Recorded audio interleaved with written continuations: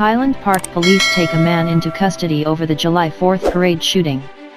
Officials say a person of interest in the July 4th mass shooting has been taken into custody.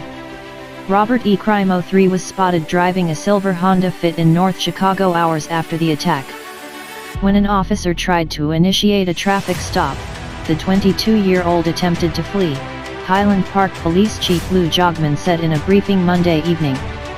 A brief pursuit went on, but ultimately Crimo gave himself up, Jogmen said, adding that he was taken into custody without incident. Jogmen said the investigation is moving quickly and noted that Crimo will be questioned by investigators at the department to make sure or see if, in fact, he is connected to this incident. When pressed, Jogmen declined to call Crimo a suspect at this stage in the investigation. The police chief said more information was needed to connect him to the shooting that left 6 dead and dozens of others injured.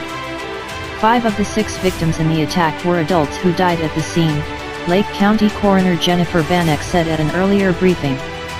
All 5 have been identified, and families are now being notified.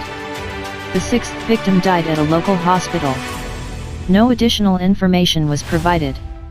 Highland Park Fire Chief Joe Schrage said a child who had been critically injured is among the roughly 24 people taken to local hospitals.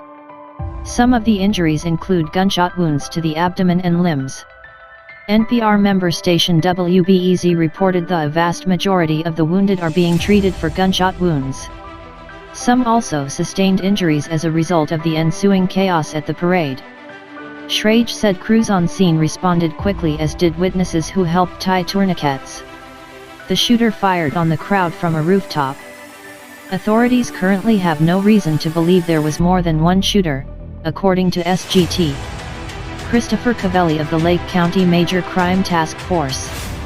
The shooter used a high-powered rifle, which is now being investigated by the Federal Bureau of Alcohol, Tobacco, Firearms, and Explosives, and was on the roof of a business. They allegedly accessed the roof via an alley using a ladder that was attached to the building and was unsecured. CMDR. Chris O'Neill from the Highland Park Police said the crime scene is still active, and officials are clearing buildings in the area.